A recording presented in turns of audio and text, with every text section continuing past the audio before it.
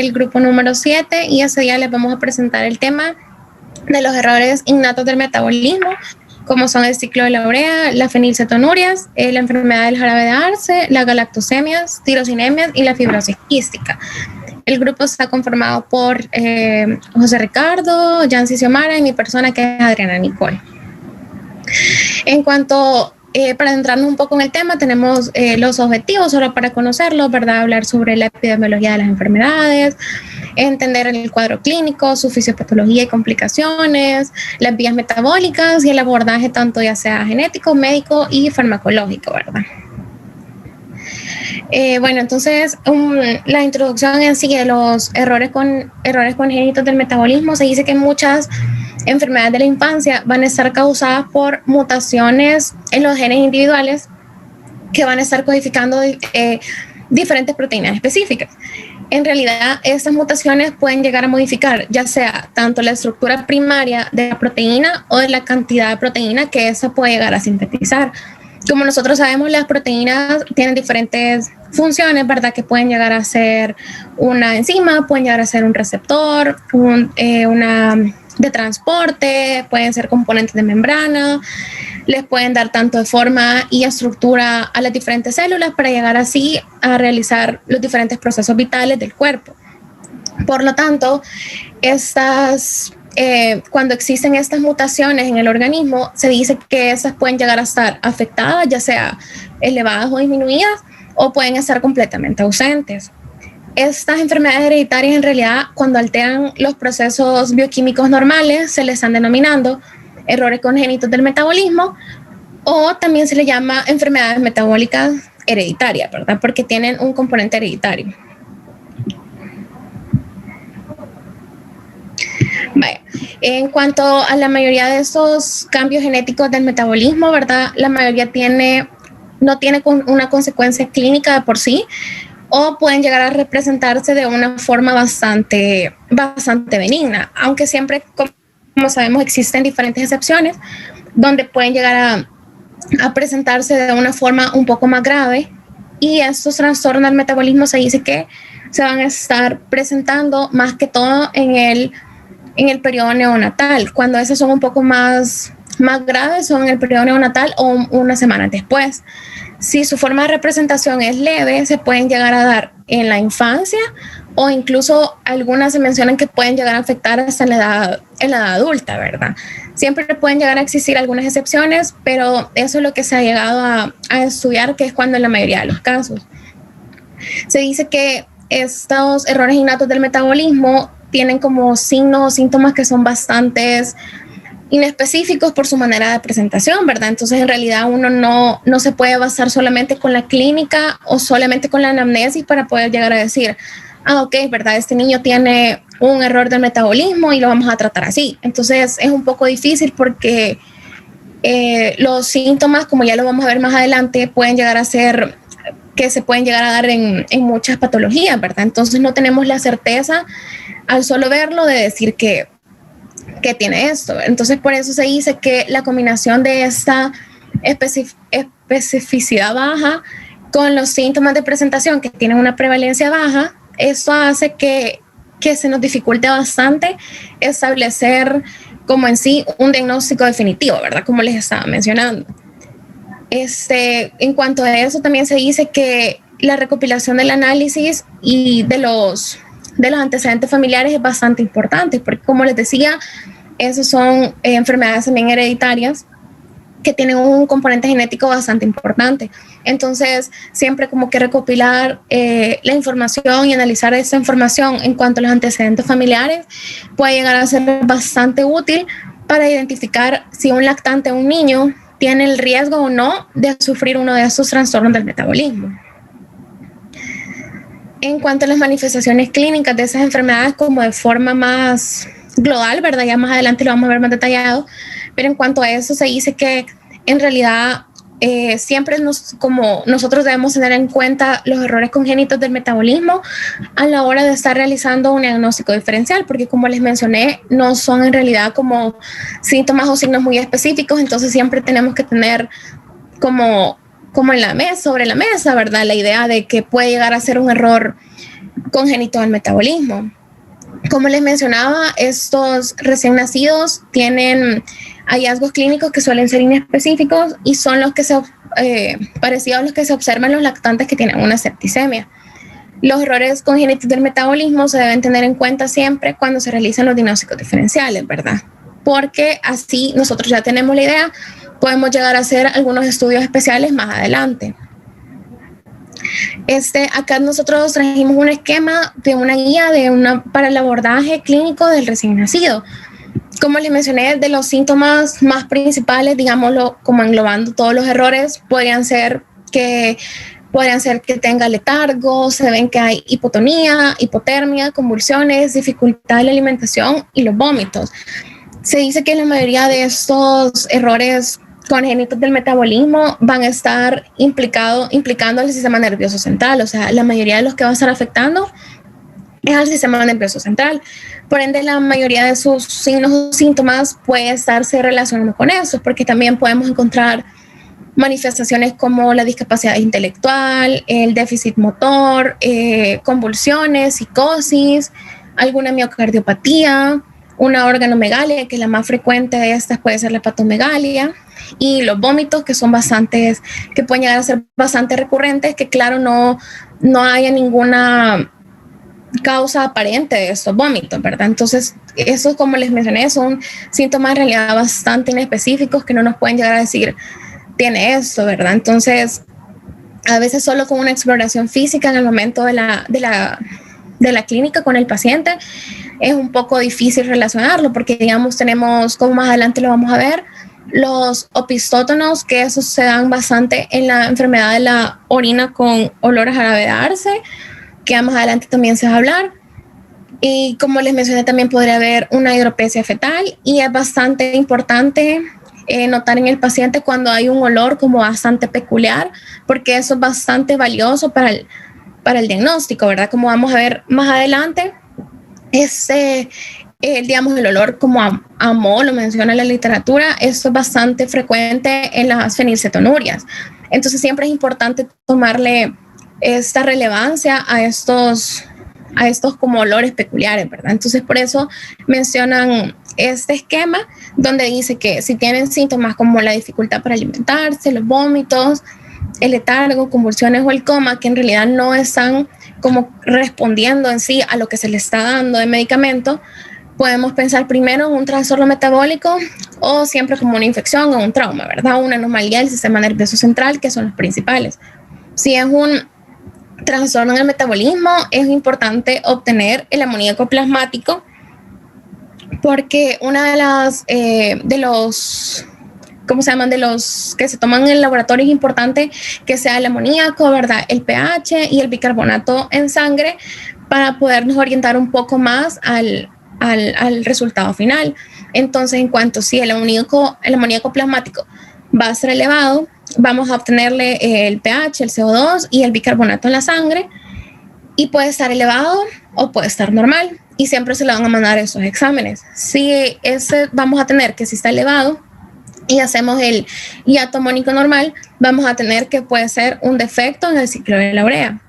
Si digamos el hiato amoníaco va a estar elevado y hay una acidosis, puede ser unas acidemias orgánicas. Por el otro lado, si está normal y obtenemos siempre el pH, el CO2 y el bicarbonato en sangre, puede ser igual, que esté elevado, como le mencioné, que puede ser una acidemia orgánica, o puede estar normal, que puede ser una aminoacidopatías o una galactosemia, como más adelante lo va a platicar mi compañera.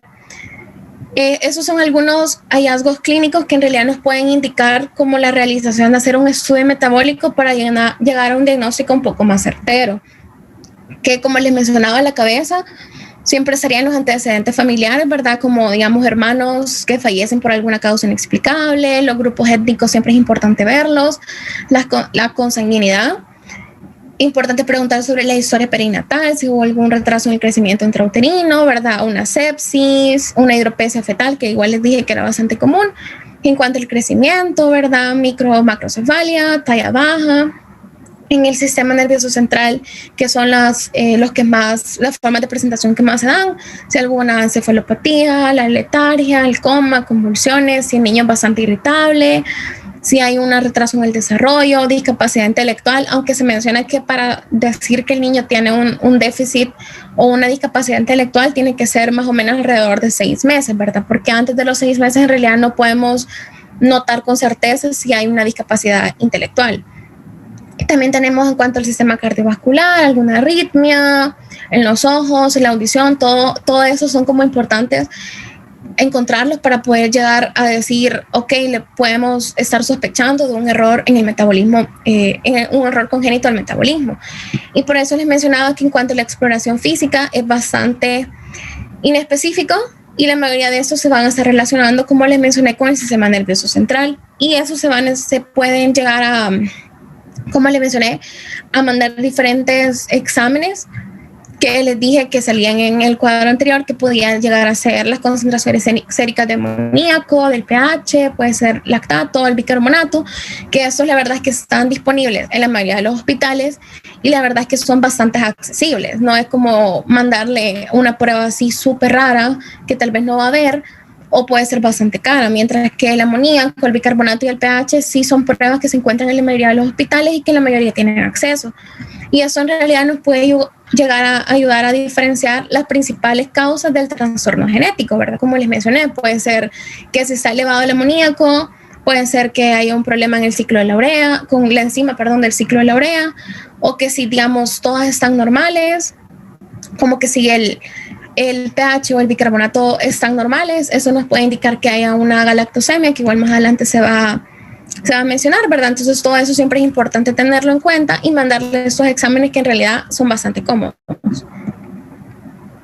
E igual, en cuanto a los hallazgos del laboratorio que deberíamos dar lugar para un tratamiento metabólico serían la hiperammonemia, la acidosis metabólica, acidosis láctica, cetosis, hipoglucemia, las disfunciones hepáticas y una pancitopenia, que igual, como pueden notar aquí, son exámenes que en realidad sí los podemos conseguir fácilmente y son bastante cómodos para el paciente, ¿verdad? Este es en cuanto al tratamiento, que en realidad no es, todavía no es un tratamiento específico, este es como una forma más global en cuanto a todos los errores congénitos del metabolismo, que eso es bastante importante porque tenemos que las dietas tienen que ser especiales y es bastante importante decirle al paciente, a los padres del paciente, que eso va a ser como una dieta para toda la vida.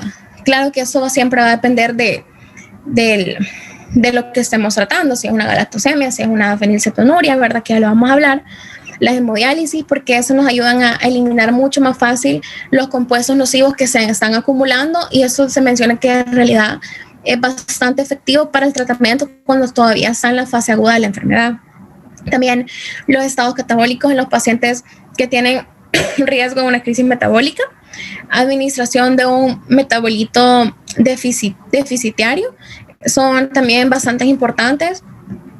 También tenemos la administración de un cofactor o una coenzima, activar algunas vías alternativas para reducir esos compuestos que se están acumulando de la mutación genética que lo produjo.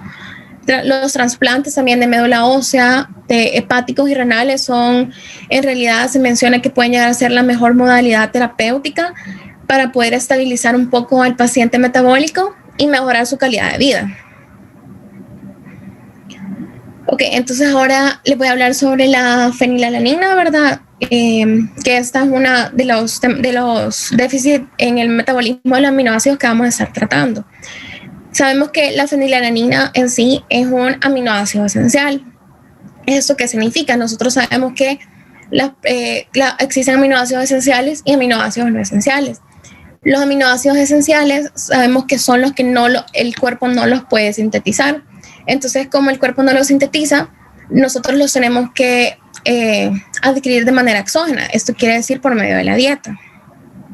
Y los aminoácidos no esenciales, que más adelante se va a hablar, que un ejemplo podría ser la tirosina, que ya lo vamos a mencionar. Ese sí es un aminoácido no esencial y ese sí lo va a poder estar sintetizando el el organismo, ¿verdad? Entonces aquí menciona que en realidad el déficit de la enzima de la fenilalanina hidroxilasa o de su cofactor tetrahidropterina es la causa que se está acumulando la fenilalanina en los líquidos corporales y en el cerebro. Para entrarles un poco más en contexto en el metabolismo de la fenilalanina, tenemos que la fenilalanina se convierte en tirosina, pero para que se convierta en tirosina se necesita una enzima que se llama fenilalanina hidroxilasa, ¿verdad? Que es la que mencioné ahí. Esa fenilalanina hidroxilasa lo que va a necesitar es que necesita un cofactor que es la tetrahidrobiopterina junto con oxígeno celular para que esos dos se unan y esos se conviertan y den un producto como resultado final de agua y de hidrobiopterina. Eso es lo que es el resultado de lo que forman. Cuando existe, digamos, ya sea una afectación o que hay ausencia de la fenilalanina hidroxilasa, lo que hace el metabolismo es que crea una vía metabólica como alterna, que es la que gracias a una transaminasa se crea la vía metabólica del ácido fenilpirúvico. El ácido fenilpirúvico se transforma en ácido fenilcetoacético y eso me forma la fenilcetoglutamina. Esto es importante conocerlo porque específicamente en los efectos de la fenilalanina va a estar implicado el ácido fenilpirúvico, porque eso va a ser un metabolito neurotóxico que como su nombre lo dice, es bastante tóxico y entonces ese es el que se va a los líquidos corporales y al cerebro, que es lo que nos va a estar causando la sintomatología.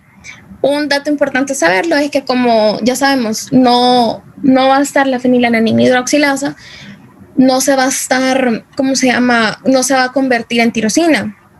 Por ende, la fenilalanina no se va a acumular porque no hay nadie, digamos, que la convierta a tirosina. Y algo importante también conocer es que un precursor de la tirosina es la melanina. Entonces, por eso nosotros vamos a notar que en las fenilcetonurias los pacientes van a ser como con piel clara, ojos claritos, el pelo clarito, en comparación a sus hermanos, porque como no tienen la melanina que les va a dar ese color, porque nunca se formó, entonces ellos van a tener, es bastante característico que ellos sean así, ¿verdad? Albinos. Ajá, albinos. Entonces, porque hay un déficit de la melanina. En cuanto, como les dije, la fenilalanina hidroxilasa se va a convertir en una tirosina que es necesaria para que se produzcan neurotransmisores como adrenalina, noradrenalina y dopamina. Entonces, cuando hay un grado de bloqueo enzimático que es bastante grave, la tirosina se puede llegar a convertir en un aminoácido esencial, porque ella es un aminoácido no esencial. Y entonces así hay una carencia en cuanto a la ingesta, que no es adecuada, las concentraciones bajas de la fenilalanina en el plasma, y eso mejora en realidad el pronóstico del paciente, ¿verdad? Porque lo que el paciente tiene es que va a estar aumentada la fenilalanina. Entonces esto va a hacer que baje un poco para mejorar un poco más el pronóstico y como que disminuir los niveles tóxicos de fenilalanina en la enfermedad. Ahora, dentro de esta, nosotros tenemos que puede haber una clasificación, que sería cuando hay una fenilalanina hidroxilasa, puede estar, si sus niveles son leves, que pueden ir entre 2 a 10 miligramos por decilitro, ese se considera leve. Si es una fenilcetonuria que es moderada, ¿verdad? Que sus niveles son un poco más moderados, esto más de 10 a 19 miligramos por decilitro. Y si ya es la fenilcetonuria que es grave o la clásica, que es la que vamos a hablar nosotros ahora, sus niveles están en más de 20 miligramos por decilitro. Entonces, nosotros sabemos que es un trastorno autosómico recesivo en el cual el organismo no puede procesar parte de la fenilalanina, ¿verdad? Ese específicamente va a ser un defecto en el cromosoma 12 del brazo largo y los afectados van a carecer, como les mencioné, de la fenilalanina hidroxilasa, que es necesaria para que se pueda descomponer.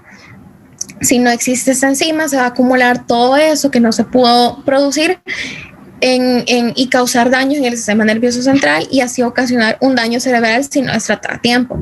Porque lo que se menciona es que los primeros 20 días del diagnóstico de esa enfermedad son bastante cruciales, porque si no se trata al menos en los primeros 20 días, esa enfermedad nos puede llegar a ocasionar un daño cerebral de forma permanente, como les mencionaba, un defecto intelectual o un retraso cerebral que es bastante, que queda permanente hasta la edad adulta. Entonces, siempre que sean concentraciones encima de 20, es necesario siempre tratarlos. Acá les mencioné, en cuanto a las manifestaciones clínicas, en la mayoría, como les había mencionado, pueden llegar a ser que están afectando el sistema nervioso central, que principalmente podría ser las discapacidades intelectuales, el retraso cognitivo, que pueden haber vómitos, incluso mencionan que puede haber una estenosis pilórica, que la mayoría que se puede llegar a confundir con esto, pero en realidad siempre hay que hacer un diagnóstico diferencial, ¿verdad? Los niños van a ser bastante hiperactivos, que pueden llegar a presentar conductas como autistas, que igual también puede ser otro diagnóstico diferencial, el autismo. Los movimientos de las manos, ¿verdad? O movimientos inesperados, ¿verdad? Que siempre es importante, como la ataxia o los opistótonos. Lo que les mencioné, que puedes llegar a tener la piel más clara, ¿verdad? Que la mayoría de sus hermanos que son sanos. También pueden estar el olor, que es bastante desagradable, que se describe como olor a moho o a como ratas, que esto es bastante, que se da por el ácido fenilacético, que le da el olor característico como a moho. Pueden haber convulsiones, temblores, hiperreflexia, retraso en el crecimiento, microcefalia, la mayoría que están implicados en el sistema nervioso central, el exantema. Todo eso siempre es importante. Y ahora existe también la hiperfenilalanemia, ¿verdad? Que es lo mismo, solo que no tienen fenilcetonuria. O sea, en esta como clasificación de la enfermedad, el niño no va a estar expulsando por medio de la orina la fenilalanina, sino que solo va a tener la acumulación de fenilalanina en su organismo, pero no lo va a estar excretando por medio de la orina. Entonces, los lactantes dicen que los pueden llegar a tener superior a lo normal, que son los 2 miligramos, lo normal. Entonces, sí pueden llegar a tener la hiperfenilalanemias, pero no lo van a estar excretando normalmente en la orina, ¿verdad? Entonces, estos pacientes que no tienen una fenilcetonuria pueden seguir precisando del tratamiento dietético en una función a la concentración plasmática de fenilalanina no tratada. O sea, siempre lo vamos a estar tratando, aunque ya haya siempre una acumulación mayor a los 2 miligramos, desde ese momento se va a estar tratando, aunque el paciente no lo presente en la orina, pero siempre es importante comenzar al menos con el tratamiento dietético, que en realidad es bastante clave para esta enfermedad. En cuanto al diagnóstico de la hiperfenilalanemia, suele diagnosticarse mediante los programas de los cribados que se aplican a los recién nacidos en la mayoría de los países de desarrollo. Se menciona que en los países y lugares que no hay mucho desarrollo, estos programas de la identificación de las fenilcetonas en la orina se hacen mediante el uso del cloruro férrico en los métodos sencillos para diagnosticar a los lactantes con alteraciones neurológicas y del desarrollo, o como también les había mencionado antes, mandarle a exámenes de laboratorio como el pH y el bicarbonato, ¿verdad? Que esos también nos pueden llegar a indicar en dónde está o qué enzima se está afectando específicamente. Entonces, en cuanto al cribado neonatal, así se hace, se puya al bebecito en el talón, y esto se alcanza en concentraciones diagnósticas cuando al cabo de solamente 4 horas después de nacer. O sea, esto es bastante rápido. Incluso cuando hay ausencia de digestión de proteínas, ¿verdad? Porque como todas esas son proteínas, es importante que hayan. Pero también se recomienda que es lo mejor que la sangre para la prueba de la detección se obtenga de las primeras 24 a 48 horas después de que ya hubo un consumo de proteínas, porque en realidad es mejor para reducir las posibilidades de algún falso negativo, ¿verdad? Especialmente cuando son formas bastante leves, como les había mencionado, que solo podían ser de 2 a 10 miligramos por decilitro. Eso es un cuadro leve, y si el niño, digamos, no ha tenido ingestión de ninguna proteína todavía, puede que haya un 3 o un 4, pero no se va a poder detectar porque todavía va a ser en muy poco tiempo. Entonces siempre es importante que haga una ingesta de proteínas y luego de las 24 a 48 horas hacer el cribado.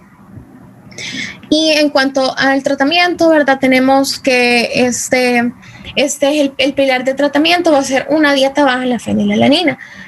El consenso general es, ¿verdad?, comenzar el tratamiento de modo siempre inmediato, porque en realidad es bastante fácil, por decirlo así, solamente con la dieta. Entonces es cuando ya se indican cuando ya son superiores a 10, y el objetivo siempre consiste en reducir la concentración de la fenilalanina en el plasma y en el cerebro. Esta es una recomendación actual en que las concentraciones plasmáticas de fenilalanina se deben mantener entre 2 a 6 miligramos a lo largo ya de toda la vida de este paciente que fue diagnosticado. Nunca vamos a poder, se menciona que es casi imposible que pueda llegar a tener menos de 2, que es lo normal en dado caso, porque el paciente ya tiene la patología. Pero lo que podemos hacer es mantenerlo entre 2 a 6 durante toda su vida.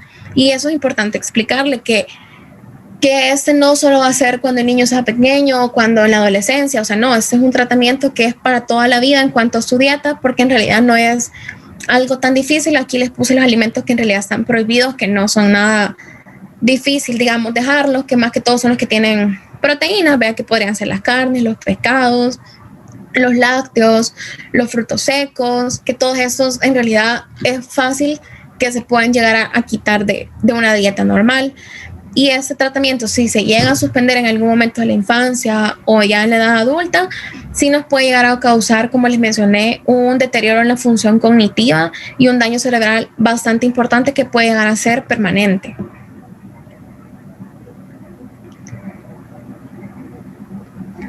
Ahora yo voy a continuar con las tirosinemias. Solo, doctor, puede aceptar a Brenda. Se le desconectó su internet, pero está intentando reconectar. Fíjate que, espérame, quiero ver si la tengo. Ya me aceptó, gracias. Ya, sí, porque ya. Ok, gracias. Voy a continuar con las tirosinemias. Las tirosinemias, continuando con los errores genéticos del metabolismo, se produce por una alteración en el ciclo de la tirosina, como su nombre lo dice. Estas tirosinemias son un grupo de trastornos congénitos del metabolismo que se caracterizan por hipertirosinemia, es decir, acumulación de tirosina, y de metabolitos tanto en la sangre como también en los líquidos orgánicos, que son originados por el déficit de diferentes enzimas. En sí, la tirosina se deriva de proteínas ingeridas, como todos los alimentos que Nicole anteriormente mencionaba, o se sintetizan endógenamente a partir de la fenilalanina. Esta tirosina se puede utilizar para la síntesis proteica y también se puede utilizar como un precursor de algunos neurotransmisores como la dopamina, la noradrenalina, la adrenalina, la melanina y la tiroxina. Y su exceso siempre se va a metabolizar en agua y en dióxido de carbono. Entonces, originalmente las tirosinemias encontramos de 3 tipos. Tenemos la tirosinemia de tipo 1, la tirosinemia de tipo 2 y la tirosinemia de tipo 3. Pero la tirosinemia de tipo 1 la podemos subclasificar dependiendo del déficit de enzima que tengamos en tirosinemia tipo 1A y tirosinemia tipo 1B. En la tipo 1A, esta se produce por el déficit de la enzima fumaril acetoacetasa hidrolasa.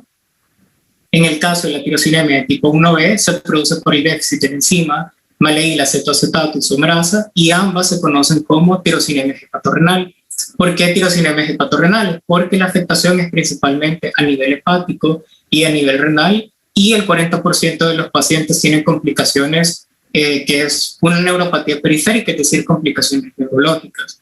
Luego la tirosinemia de tipo 2, esta se produce por el déficit de la enzima tirosina aminotransferasa citosólica, y la tirosinemia de tipo 3, este tipo de tirosinemia es muy infrecuente, aproximadamente son 20 casos en todo el mundo, pero se produce por el déficit de la enzima 4-hidroxifenilpiruvato dioxigenasa.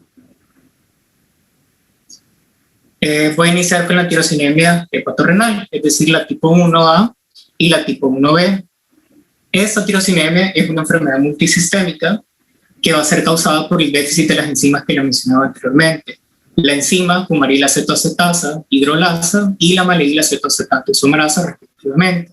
Como mencionaba, tiene una afectación o se caracteriza por una afectación tanto hepática, renal y las complicaciones neurológicas que las presenta el 40% de los pacientes. Y esto se debe probablemente a que hay ciertos metabolitos de la degradación de la tirosina, especialmente son dos, el fumarilacetoacetato y la succinilacetona, que son las que nos van a producir esta acumulación de esos dos metabolitos, como las manifestaciones clínicas que son tal vez no patognómicas, pero sí son característicos de la patología. La maleílacetoacetasa, bueno, pásalo. Aquí voy a explicar, recordar un poco del ciclo de la tirosina. Nos enfocamos sobre todo en el lado derecho. Tenemos en el punto número 3. Tenemos que la maleílacetoacetato, por parte de la enzima maleílacetoacetato isomerasa, lo convierte en fumarilacetoacetato. Y el fumarilacetoacetato, por parte de la enzima fumarilacetoacetasa hidrolasa, se convierte en dos compuestos, que es el fumarato y el acetoacetato. Esos dos compuestos siempre se van a degradar, siempre se van a metabolizar por el ciclo de Krebs en dióxido de carbono y en agua. En el caso del fumarilacetoacetato, este se convierte en succinilacetoacetato y por último tenemos el succinilacetona. Entonces tenemos esos dos compuestos, que es el succinilacetona y la fumarilacetoacetato, que la acumulación de estos dos nos van a producir las manifestaciones clínicas de la patología. Específicamente en el punto número 14, este déficit de la enzima, la fumarilacetoacetato hidrolasa, es lo que va a producir la tirosinemia tipo 1A, y en el punto número 13, el déficit de la enzima maleílacetoacetato isomerasa es lo que produce la tirosinemia tipo 1B. Hay otro factor bastante importante, que es que la inhibición de la enzima, bueno, la succinilacetona funciona como un inhibidor de esta enzima que está en la parte de abajo, que es la enzima delta aminoalbuminínico deshidratasa, o que también se conoce como sintetasa por fulminógeno. Esta enzima, bueno, como tenemos altas concentraciones de succinilacetona, lo que estamos haciendo es inhibir esta enzima, y esta enzima lo que hace es convertir el ácido delta aminoalbumínico en porfirilinógeno. Entonces, se considera que la acumulación de ese ácido alfa delta aminobulínico es un intermediario neurotóxico de la síntesis de las porfirinas y va a ser el causante de todas las manifestaciones neurológicas que podemos encontrar a lo largo de toda la enfermedad.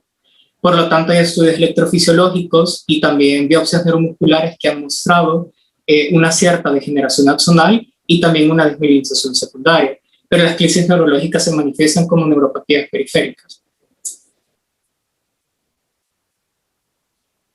Algo bastante importante también es mencionar que hay acumulación de metionina, y esta acumulación de metionina nos lleva, que es por estos niveles elevados de la metionina o de algunos de sus metabolitos, lo que hacen es que producen hipertrofia de los islotes de Langerhans en el páncreas, y esto lo que produce es que la metionina se esté excretando por la orina.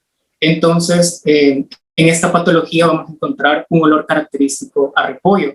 Entonces, a esta patología también en algunos textos lo podemos encontrar como la enfermedad de la cervecería. En cuanto a la genética y la prevalencia, la tirosinemia tipo 1 es una enfermedad que se va a transmitir por carácter autosómico recesivo, y el gen está localizado en el cromosoma 15q251. Se estima que la prevalencia es bastante frecuente en una provincia de Canadá, en esa región que es una provincia de Quebec en Canadá, es bastante frecuente en este lugar, con una prevalencia de 1 por cada 1846, sobre todo en la población franco-canadiense, que es la que particularmente afecta, y por eso en Canadá, en todo el país de Canadá, dentro de las pruebas de cribado neonatal, es obligatorio en todo Canadá. Pero aún así, tenemos una prevalencia mundial que es de 1 por cada 100.000. Podemos realizar un diagnóstico prenatal, que es posible mediante el análisis del ADN en los amniocitos, las biopsias coriónicas, pero esto más que todo solo se hace en estas poblaciones de riesgo, que son las poblaciones franco-canadienses, en este sitio, en la provincia de Quebec, en Canadá. Luego, en cuanto a las manifestaciones clínicas de las tirosinemias, estas las podemos clasificar de dos tipos. Tenemos las manifestaciones clínicas agudas y las manifestaciones clínicas crónicas. Las agudas, estas se van a caracterizar por una afectación principalmente hepática. que va desde una crisis hepática, eventualmente tenemos una insuficiencia hepática, y eso va a ser durante las primeras semanas de vida. Aparecen síntomas y signos que son bastante inespecíficos, como ictericia, cambios del carácter, irritabilidad, fiebre, letargo, fallo de medro, a los cuales pueden seguir, por ejemplo, vómitos y diarrea. También durante esta etapa, durante esta fase aguda, vamos a encontrar, como hay una afectación hepática, como mencionaba, además de la ictericia, vamos a encontrar transaminasas hepáticas elevadas, podemos encontrar también hepatomegalia, y pronto empiezan a aparecer otras manifestaciones de fallo hepático, como por ejemplo hipoglucemia, edema, ascitis, y también podemos encontrar algunos signos de coagulopatías, como por ejemplo epistaxis, petequias, equimosis y también melena. Es aquí, durante esta fase aguda, que vamos a encontrar este dolor característico de repollo que anteriormente les mencionaba. Si la enfermedad no es diagnosticada a tiempo, suele ocurrir la muerte en los primeros 2 años de vida, y si los pacientes sobreviven, presentan alto riesgo de desarrollar un carcinoma hepatocelular, particularmente un hepatoma, que incluso puede aparecer antes. Este es otro aspecto bastante importante de la tirosinemia de tipo 1, que los pacientes tienden a desarrollar o tienen una mayor probabilidad de desarrollar neoplasias hepáticas, en este caso los hepatomas. Y en estos casos el único tratamiento es un trasplante hepático, sino de lo contrario, pues los niños fallecen. Luego vamos con las manifestaciones crónicas. Estas manifestaciones crónicas siempre vamos a mantener la afectación hepática, pero aquí más que todo se enfoca en una afectación renal. Siempre tenemos una insuficiencia hepática que nos puede llevar hasta una cirrosis progresiva con esta degeneración carcinomatosa que es un hepatoma, lo cual lo vamos a asociar principalmente con la afectación renal, que va a incluir una tubulopatía generalizada con acidosis metabólica, un hiato aniónico normal, glucosuria y raquitismo que va a ser característicamente resistente a la vitamina D. También podemos encontrar hipofosfatemia y poliuria, algo bastante similar, mencionaba Nelson, al síndrome de Fanconi con hiperfosfaturia. Este cuadro nos va a conducir a una descompensación metabólica con deshidratación por la misma afectación renal, acidosis metabólica, fiebre y detención del desarrollo.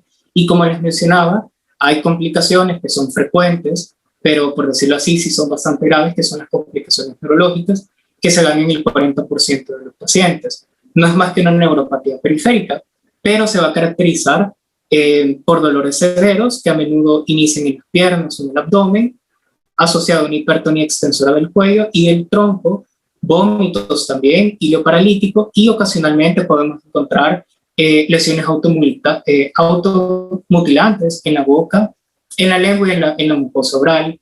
Estas crisis de las afectaciones neurológicas pueden durar de 1 a 7 días, pero la recuperación de las crisis paralíticas, porque puede presentarse como cierta debilidad intensa en el 30% de los casos, y eso suele persistir de semanas a meses.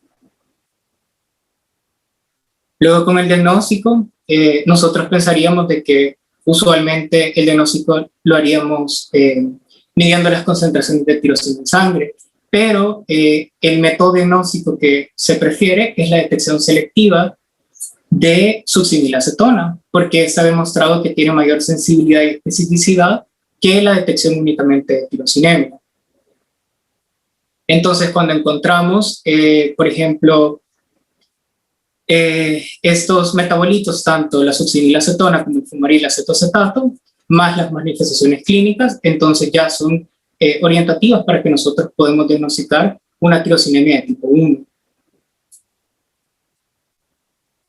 En cuanto al tratamiento y el pronóstico, como mencionaba Nicole, es bastante similar en todos los errores innatos del metabolismo, que consiste en restricción dietética. En este caso, como puede sintetizarse tirosina a partir de la fenilalanina, entonces debemos de tener, los pacientes deben de tener una dieta baja en fenilalanina y tirosina, que son todos los alimentos que Nicole anteriormente mencionaba, que son ricos en proteínas, como las carnes, los pescados, el yogur, la leche, cacahuates, maní, pollo. Todos estos alimentos no deben ingerirlos ese tipo de pacientes. Y tenemos otro tratamiento de elección, que es la nitisinona, que este inhibe a la 4-hidroxifenilpiruvato dioxigenasa y disminuye el metabolito de tirosina o de la fumaril-acetocetato hidrolasa.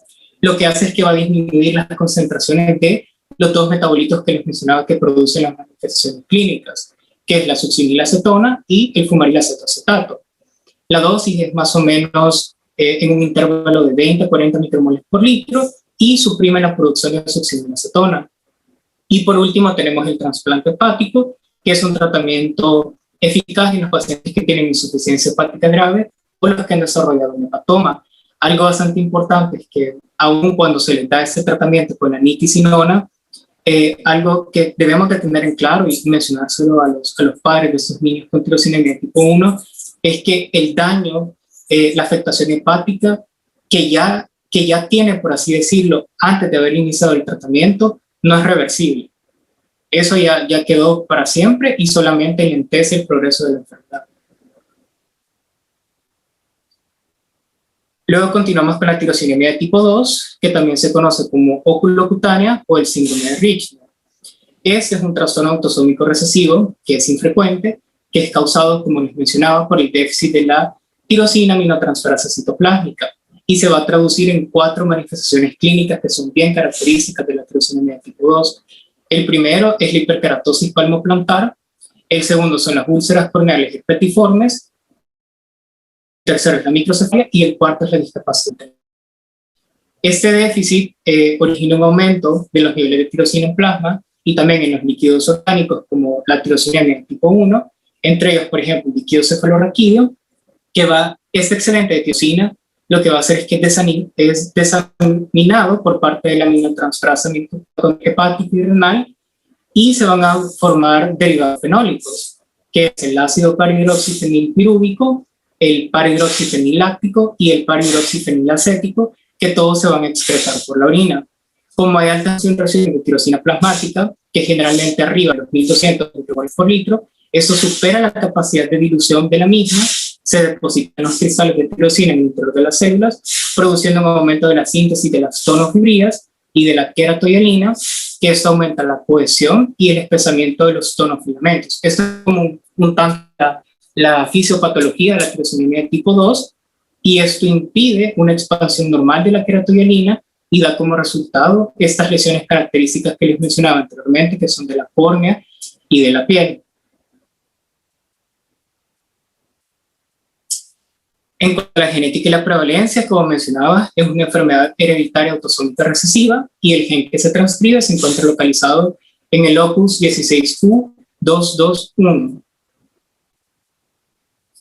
Los síntomas clínicos los podemos dividir en dos. Tenemos los signos oculares. Las manifestaciones oculares usualmente aparecen en los primeros 6 meses de vida, que consiste, además de las úlceras corneales y la opacidad corneal, que generalmente es bilateral, también podemos encontrar lagrimal excesivo, enrojecimiento, dolor y fotofobia.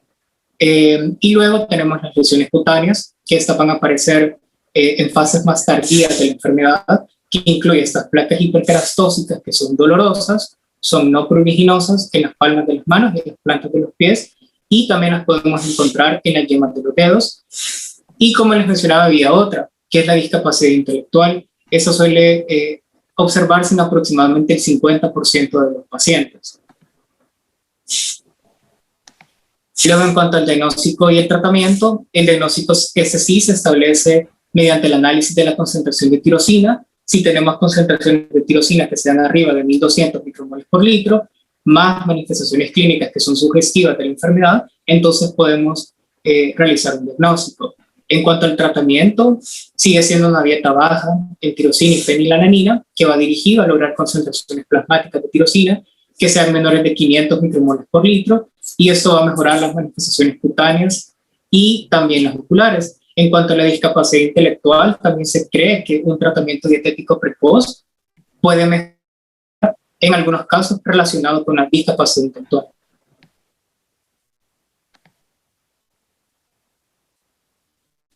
Y por último vamos con la tirosinemia de tipo 3. La tirosinemia de tipo 3, este es un trastorno del metabolismo que es causado por la enzima que les mencionaba, la 4-hidroxifenilpiruvato dioxigenasa, y esta se va a encontrar de forma activa tanto en el hígado como en el riñón, y como consecuencia de su deficiencia se produce la acumulación y aumento de excreción de tirosina y sus metabolitos fenólicos, que es el ácido hidroxifenilpirúvico, el par-hidroxifeniláctico y el par-hidroxifenilacético, todo esto en orina. En cuanto a la genética y la prevalencia, mencionaba que es una herencia autosómica recesiva y el gen se encuentra localizado en el cromosoma 12q24 y se han identificado algunas variantes patogénicas. En cuanto a la prevalencia, como les mencionaba también, es bastante infrecuente. Algunos textos mencionan que únicamente se han reportado 20 casos a nivel mundial.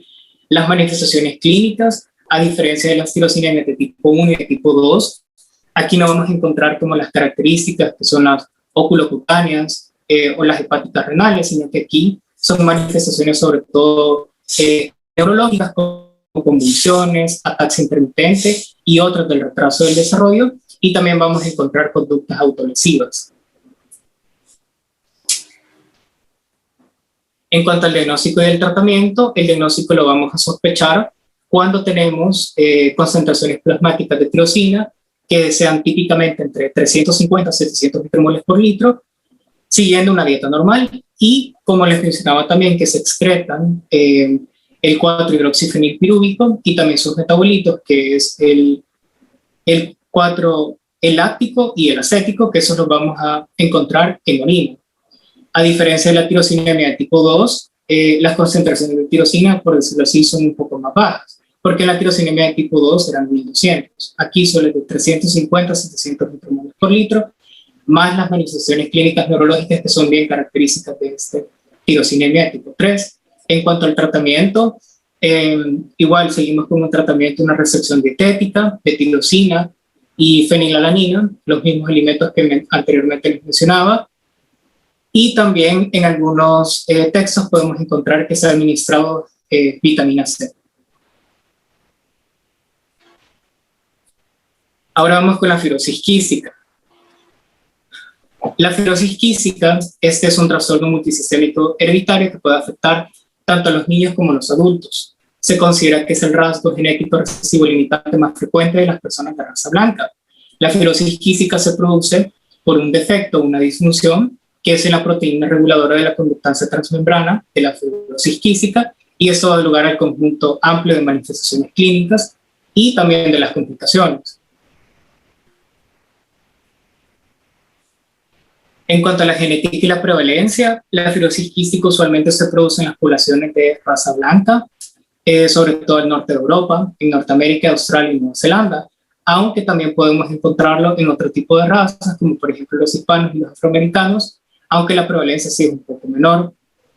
En el caso de la raza blanca, la prevalencia es de 1 por cada 3.500 recién nacidos vivos. En el caso de los hispanos es 1 por cada 9.200, y para los afroamericanos es 1 de cada 15.000 afroamericanos. En la tabla, se han identificado más de 1.900 polimorfismos o variantes patogénicas en la fibrosis quística, pero se considera de que no tienen una importancia clínica, o sea, como clínicamente no tienen tanta relevancia. Entonces, únicamente las variantes patogénicas que clínicamente nos interesan solamente se han agrupado 6 clases. De la clase 1 a la clase 3 las consideramos como mutaciones graves porque se llevan a una ausencia completa o casi completa de la función de la proteína reguladora de la conductancia transmembrana, mientras que de la clase 4 a la clase 6 se considera que tiene una cierta cantidad residual de la proteína funcional. En la patogenia les voy a explicar cada una de las clases, pero en esta tabla lo que me interesa es que la que tiene mayor prevalencia es la clase de tipo 2, específicamente ese ejemplo de la variante patogénica, la que dice PHE 508del. Del significa de lesión, en un único residuo de Fe, que significa fenilalanina, en el aminoácido 508. En terminología de genética, por decirlo, los genetistas ya no utilizan el término mutaciones, sino que utilizan el término variantes patogénicas. Por eso es que en el título de la tabla que dice clasificación propuesta de las mutaciones, podríamos decir que es incorrecto. Lo ideal sería que fuera una clasificación propuesta de las variantes patogénicas, o únicamente lo mencionan los genetistas como variantes. El cromosoma de la fibrosis quística es el cromosoma número 7, específicamente el 7q313. Algunas veces nosotros incorrectamente los mencionamos como 7q31, y eso no es correcto. Los genes usualmente se leen de la siguiente forma. El primer número significa el cromosoma, en este caso es un 7, lo que quiere decir que es el cromosoma 7. Luego vamos a encontrar una letra. Como vemos, ese es el cromosoma. En la parte central, que se conoce como centrómero, vamos a tener una parte larga, que es el brazo largo, y una parte corta, que es el brazo corto. Entonces, el brazo largo se abrevia como Q, y el brazo corto es como P, de pequeño. Entonces, en este caso tenemos el cromosoma 7, sabemos que la Q sería el brazo largo del cromosoma 7, y luego hay que leerlo como 313, porque tiene zonas, bandas y subbandas respectivamente. Ahora sí, en cuanto a la patogenia, como les mencionaba, las variantes patogénicas que clínicamente nos interesan solamente son de 6 tipos. Hay ciertas observaciones que son antiguas de la fibrosis quística, que no han variado a lo largo de los años y tienen una importancia fisiopatológica fundamental. Se pueden mencionar 4. La primera es la imposibilidad de eliminar las secreciones mucosas. La segunda es la escasez de agua o una deshidratación de las secreciones mucosas. El tercero es un elevado contenido de sal en sudor, es por eso que estos niños tienen un sabor salado. Y el cuarto es la infección crónica limitada del aparato respiratorio.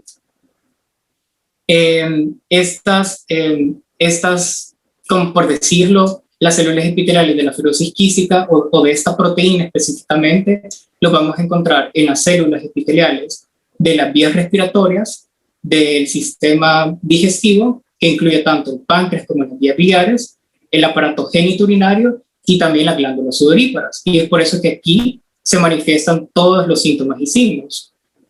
Entonces, estas membranas de las células epiteliales de la fibrosis quística prácticamente no pueden secretar cloruro o bicarbonato en respuesta a señales que son mediadas por monofosfato cíclico de adenosina, porque esta proteína depende de energía, también del ATP. Entonces, vaya, en la imagen del lado izquierdo, lo de las 6 clases, vamos a encontrar que son las que fenotípicamente, o sea, clínicamente nos interesan. Tenemos, vaya, la de clase 1, en este tipo de clase 1 no se produce ningún tipo de proteína. En la clase número 2, que es la forma más prevalente, esa que les mencionaba, que es la de lesión de un único residuo de fenilalanina en el aminoácido 508, aquí lo que pasa es que se causa una retención en el retículo endoplásmico de una proteína que además tiene un plegamiento anómalo y posteriormente hay una degradación en el protosoma. Luego pasamos a la clase 3. La clase 3 afecta la regulación del canal impidiendo su apertura, por lo tanto no puede secretar cloruro. Luego vamos con la clase 4. La clase 4 es una reducción de la conducción, es decir, una disminución del flujo de iones. Luego pasamos a la clase 5, que esa se produce por una reducción sustancial del ARN mensajero y por lo tanto no se produce ningún tipo de proteína. Y por último, en la clase 6 hay una inestabilidad de esta proteína reguladora de la conductancia transmembrana que tiene la variante patogénica que se ha clasificado como tipo 6. Luego, del lado derecho, tenemos la imagen que ilustra uno de los canales epiteliales en la fibrosis quística. Vaya, ahí donde dice normal, tenemos como como la proteína que está de color morado. Eso es lo normal. La función de la proteína es que tiene que secretar cloro. Y también tenemos los canales epiteliales de sodio, que lo que hace es reabsorber sodio. Eso es normal, lo que fisiológicamente debería de suceder. Pero en la fibrosis quística del lado derecho tenemos una variante patogénica de la proteína reguladora de la conductancia transmembrana en la fibrosis quística, que lo que produce es que no se puede secretar cloruro, como anteriormente les mencionaba. Por lo tanto, se caracteriza porque no hay secreción de cloruro, por una absorción masiva de sodio, por el canal epitelial de sodio, y también hay una disminución del movimiento de agua a través de ósmosis, que sería hacia la superficie de la vía aérea, por lo tanto, las secreciones están deshidratadas. Y esto lleva a un transporte mucociliar completamente anómalo y aumenta también la viscoelasticidad de las mucosas, y por eso es que esto es bastante propenso a que hayan muchas infecciones o coinfecciones, por ejemplo, bacterianas. Existen muchas hipótesis para explicar en sí todo el espectro de la enfermedad. Se considera que no existe una única hipótesis que explique todo ese espectro de la enfermedad, pero llamaron la atención dos, que son las que menciona Nelson. El primero es un modelo en que la homeostasis de la hidratación de la vía aérea requiere la secreción de cloruro, que es activada por calcio y que está regulado por esta proteína. Cuando hay depresión de ATP extracelular, porque les mencionaba que esta proteína depende de energía, específicamente ATP extracelular, esto lleva a que no se esté secretando cloruro que sea activado por calcio, y la ausencia de esa secreción de cloruro por el canal mutante o la variante patogénica lleva a la deshidratación de las secreciones de la vía aérea, aumento de la concentración de los sólidos de la mucosa y también una mayor viscoelasticidad del moco, que lleva a un transporte mucociliar normal. Hay otro modelo que se ha estudiado tanto en seres humanos como también en cerdos con fibrosis quística, que se ha demostrado que, aparte que no hay una secreción de cloruro, también no hay secreción de bicarbonato hacia la superficie de la vía aérea. Y eso lo que lleva a que se disminuya el pH y por lo tanto es más ácido. Y esto lo que hace es que incrementa la viscoelasticidad del moco y lleva también una escasa depuración mucociliar, como también no permite la eliminación de bacterias o de microorganismos en la superficie de la vía aérea.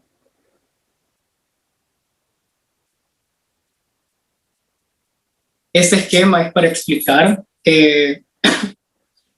los mecanismos de enfermedad crónica de la vía aérea, de las variantes patogénicas de la proteína, en donde tenemos, el primero, tenemos una disminución de la secreción de cloruro, como les mencionaba, y aumento de la absorción de sodio, que nos lleva a un aumento de la viscoelasticidad del moco y la obstrucción de la vía aérea, sobre todo la vía aérea pequeña, es decir, los bronquiolos. Por eso es que usualmente las manifestaciones respiratorias, como dentro de las manifestaciones respiratorias, es normal que encontremos primero bronquiolitis o también bronquitis. El segundo punto es que tenemos una disminución, como les mencionaba, de la secreción de bicarbonato y del pH en el líquido de la superficie aérea, que, como les mencionaba, aumenta la viscoelasticidad, pero también disminuye la capacidad de eliminación y destrucción de bacterias. Luego tenemos la disminución de la secreción del tiosinato. El tiosinato, como está disminuido, entonces esto disminuye la capacidad de destrucción de bacterias por lactoperoxidasas. Y por último tenemos la disminución de la secreción de glutatión. Esta pérdida de glutatión lo que hace es que agota la capacidad antioxidante de la vía aérea, lo que incrementa la inflamación, la secreción de moco, la viscoelasticidad del moco, y esto es un círculo vicioso de infección y de inflamación, que además de ser este ciclo vicioso, también es progresivo. Y es por eso que a lo largo de la vida de los pacientes con fibrosis quística se producen las neumopatías crónicas.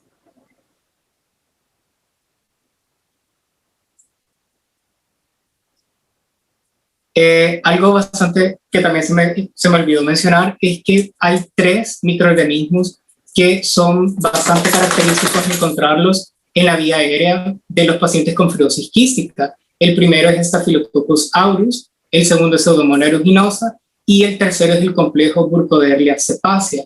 Específicamente con este último, el complejo Burkholderia cepacia, esto se asocia con un aumento de la mortalidad y un progreso bastante rápido de la afectación pulmonar, y los pacientes que pueden, si no tienen un tratamiento antibiótico, que es como el pilar fundamental de la enfermedad, incluso pueden morir en un poco tiempo. Luego continuamos con la anatomía patológica. En cuanto a la anatomía patológica, la lesión anatomopatológica más temprana es la bronquiolitis, como les mencionaba, por la afectación de las vías aéreas pequeñas. También por esta acumulación de moco y de la inflamación de la bronquiolitis, que se puede extender hasta las vías aéreas de mayor calibre, puede producir una bronquitis también. Luego, a medida avanza la enfermedad pulmonar, podemos encontrar también, por ejemplo, datos de destrucción de la vía aérea, como por ejemplo bronquiectasias, una obliteración bronquiolar o bronquiolectasias. Y luego, a medida va avanzando aún más la enfermedad, podemos encontrar también quistes bronquiectásicos, ampollas enfisematosas o vesículas, que este aumento del espacio de la vía aérea en cualquier momento se puede romper y puede producir un neumotórax. Luego, las sinusitis son bastante infrecuentes durante los primeros años de vida, pero los pólipos nasales sí es bastante, sinusitis sí es infrecuente encontrarlo durante los primeros años de vida, pero podemos encontrar cierta obstrucción nasal como una rinorrea. Pero los pólipos nasales sí suelen afectar aproximadamente de los 5 a los 20 años de vida. Luego, el páncreas habitualmente lo vamos a encontrar pequeño. Es normal que encontremos una insuficiencia pancreática exócrina y Nelson menciona que es bastante difícil encontrar en los estudios autópsicos. Podemos encontrar también como un páncreas quístico y del 85 al 90% de los pacientes las lesiones van a progresar hasta producir una destrucción completa o casi completa de los acidos pancreáticos. En cuanto al tubo digestivo, los cambios en realidad son mínimos, como por ejemplo las glándulas esofágicas y duodenales con frecuencia están distendidas por las mismas secreciones mucosas. Y la cirrosis biliar focal, esta es secundaria a una obstrucción de las vías biliares y puede avanzar hasta formar una cirrosis multilobular asintomática.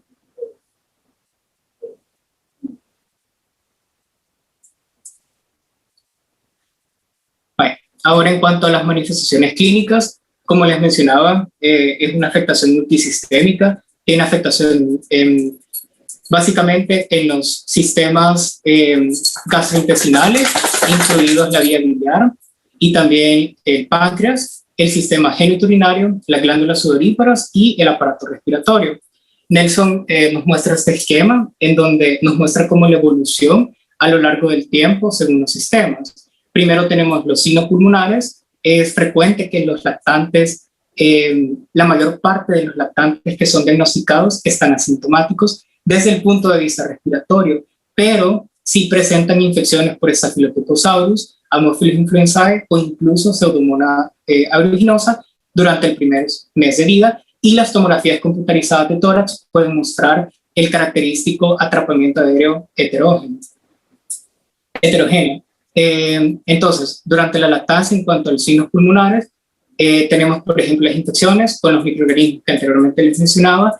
También podemos encontrar una aspergilosis broncopulmonar alérgica, sinusitis y la poliposis, que eso durante la niñez, y durante la adolescencia y la edad adulta.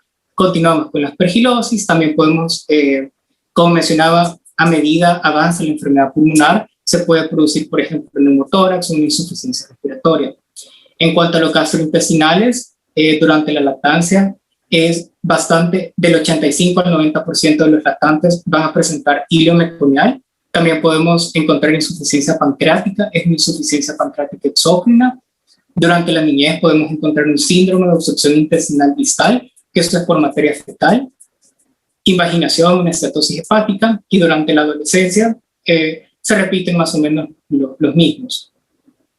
Luego continuamos con los renales, los endocrinos y otras, que encontramos deshidratación, alcalosis metabólica hiponatrémica. Durante la niñez encontramos litiasis renal, lo mismo alcalosis metabólica. Y durante la adolescencia podemos encontrar, por ejemplo, alcalosis metabólica hiponatrémica. Eso es por la afectación de las glándulas sudoríparas, como anteriormente mencionado en los mecanismos patogénicos.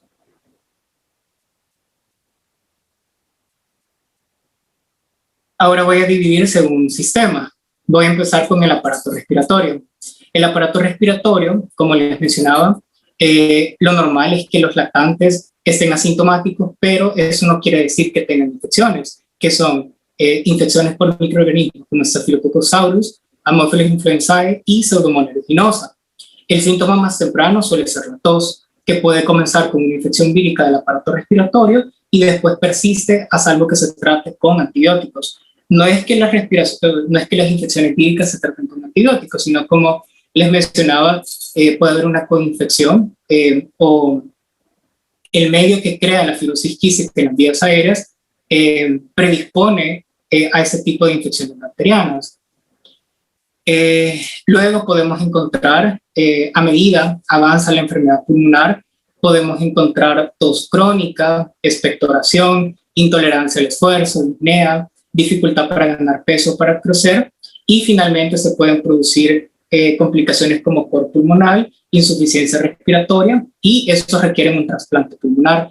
Otra de las complicaciones que es bastante frecuente en cuanto al aparato respiratorio es la hipertensión pulmonar debido a la congestión de la mucosa que podemos, o una hipertrofia de la media de las arterias pulmonares pequeñas.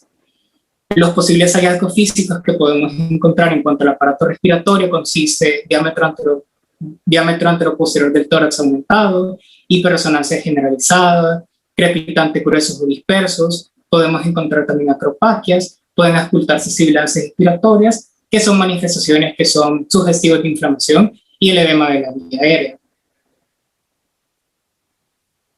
Luego, con el aparato digestivo, como les mencionaba, del 15 al 20% de los recién nacidos con fibrosis quística van a presentar hilio meconial, que es por un hilo, o sea, que es hilo que está obstruido completamente por el meconio. Durante las primeras 24 a 48 horas de vida se produce distensión abdominal, vómitos, ausencia de eliminación de meconio, y a menudo es necesaria una intervención quirúrgica. Luego les mencionaba que durante la niñez podemos tener este síndrome de obstrucción intestinal distal, que es por materia fecal, que eso aparece en los niños mayores y se manifiesta como dolor abdominal cólico, distensión abdominal y obstrucción, pero usualmente se responde bien a los tratamientos médicos para evacuar, para facilitar la evacuación. Más del 85% de los niños con fibrosis quística tienen insuficiencia pancreática, que es exócrina, que puede causar mala absorción de proteína y también de grasas. Y algunos de los síntomas en este caso de la insuficiencia pancreática exócrina son las heces frecuentes, voluminosas y grasas, y también la imposibilidad de ganar peso, aun cuando la ingesta de alimentos es aparentemente adecuada, o sea, grande.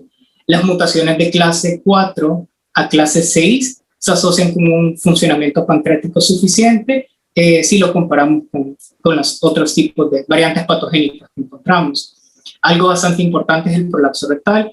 El prolapso rectal es como un hallazgo que históricamente se relacionaba con la fibrosis quística, pero en la actualidad, con el uso de los nuevos tratamientos, sobre todo el inicio precoz de los tratamientos y el aporte con enzimas pancreáticas, su incidencia va disminuyendo cada vez más. Y por último tenemos las vías biliares, el aparato genitourinario y las glándulas sudoríparas.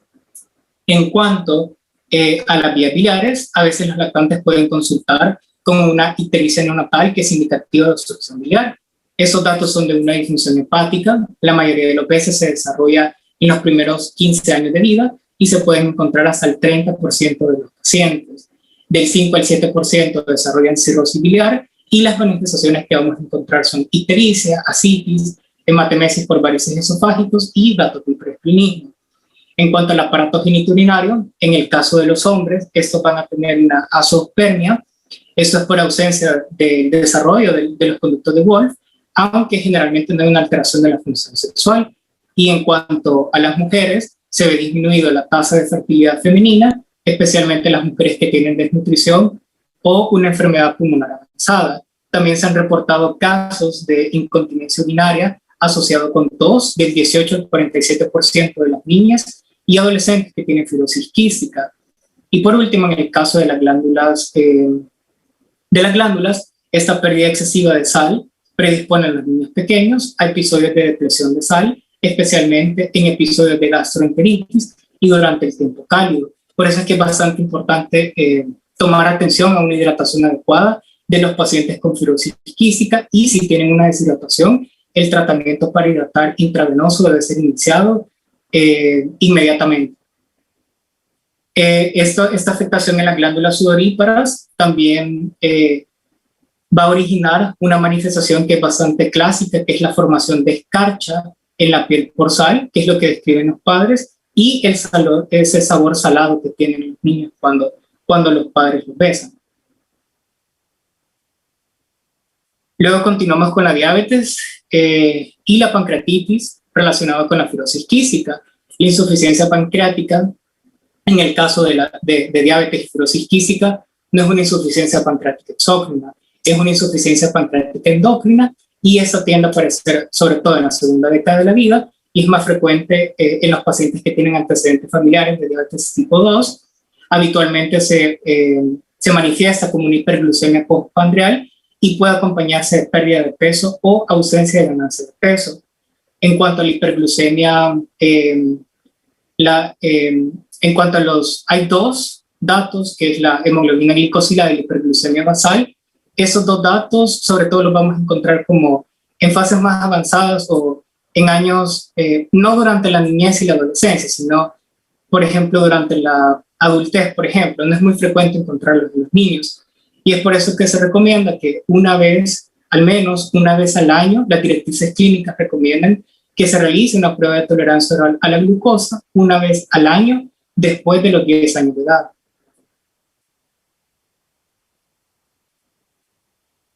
Ahora vamos con el diagnóstico y la evaluación. El diagnóstico de la fibrosis quística se va a basar en la prueba del sudor cuantitativa positiva, es decir, que encontremos concentraciones de cloruro que sean iguales o mayores a 60.000 equivalentes, combinado con uno más de los siguientes criterios.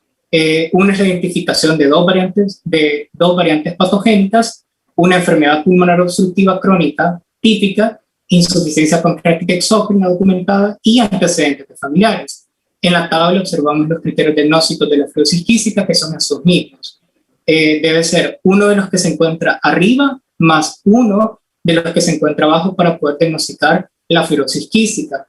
Por ejemplo, datos clínicos típicos de los aparatos que anteriormente mencionaba, el respiratorio, gastrointestinal, higiénico-urinario, antecedentes de un hermano con fibrosis quística, positividad de prueba de cribado neonatal, que más adelante voy a hablar de cribado neonatal, más datos de laboratorio que se basan en la prueba del sudor, o una identificación de variantes patogénicas del gen o una medición anormal de diferencia de potencial basal.